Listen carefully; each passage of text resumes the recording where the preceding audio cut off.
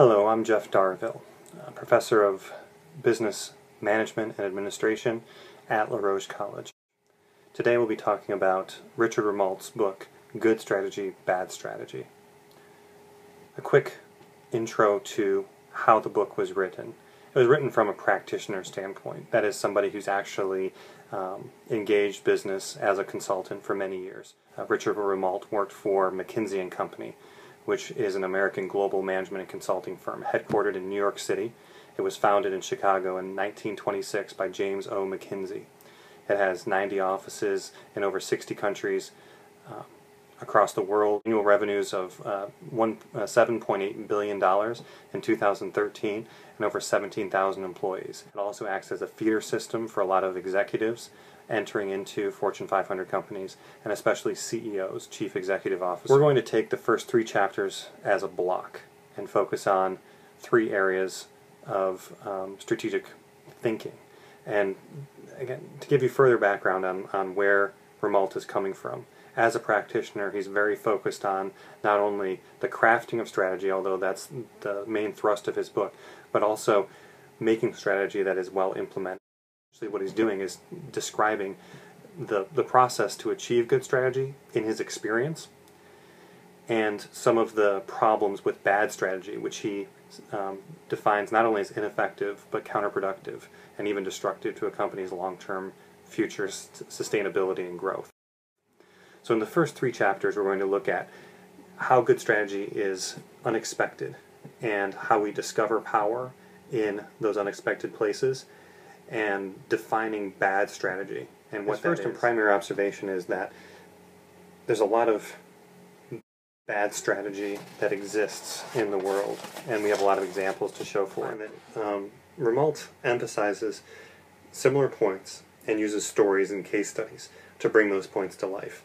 So he'll start at a more superficial level, making his general statements, and then dig deeper to uncover some of the underlying factors that lead to the conclusions that he's made. On the other hand, good strategy, the way that the British ships attacked the less trained Franco-Spanish gunners in 1805, where they benefited from their greater experience and used that to their advantage by attacking headlong into a line of the Spanish Armada. Discusses the idea of the needed coherent action, as well as the way that the creation of new strengths through subtle shifts in our viewpoint can create new patterns in our minds that we can address problems that had previously been entrenched and unable to be moved. During the popularization of strategic planning and the development of strategic management in the mid-1980s, military analogies of strategies became even more popular, referencing the manuscript of The Art of War, which was written between 400 and 200 BC. And that was written by the Chinese general and philosopher Sun Tzu. The Art of War became a book that was discussed in movies like Wall Street and showed up on the desks of a lot of CEOs. The essence of Sun Tzu's work was taking account of the real political and economic climate with respect to warfare and the planning to achieve a tactical advantage as necessary. So he wasn't in favor of all-out engagements where they would accomplish a strategic objective. He was very selective in where and how he fought.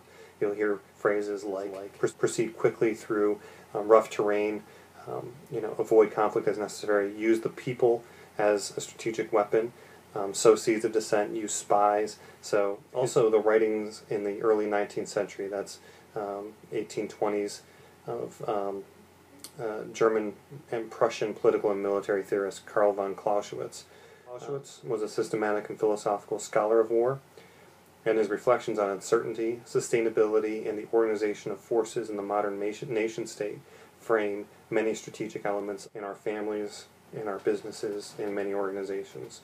And those strategic challenges differ, but what Rumelt is focused on is helping people walk through what are the necessary steps to address those challenges and overcome them with more effective strategy. On page 2, Rumelt mentions that a talented leader identifies 1 or 2 critical issues in a situation, the pivot points that can multiply effectiveness of effort. and then focuses and concentrates effort and action and resources on those pivot points. That's the essence of his thinking on strategy, and it's the simplified version of what he's describing.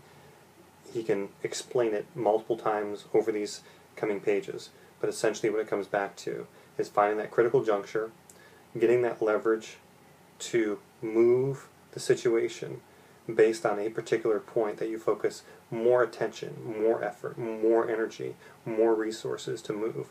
And from that, everything else would cascade down. So you find the one key piece, the cornerstone, that if you attack that, the building will crumble. He also points out that strategy is a cohesive response to an important challenge, maybe the most important challenge. A strategy is a coherent set of analyses, concepts, policies, arguments, and actions that respond to this high-stakes challenge. That challenge is often an existential threat. Both competition and internal inconsistencies can rot at the base of an organization and will eventually crumble that edifice. And he also makes sure that he distinguishes between the people who say we have a problem with execution, but we have a sophisticated strategy. And his point is that a good strategy includes a set of coherent action steps. They are not implementation details. They are the punch in the strategy. So a good strategy equals the necessary steps that will allow implementation to take place. There's other things that build into the organizational capacity for a business or another organization to succeed in implementing a particular strategy.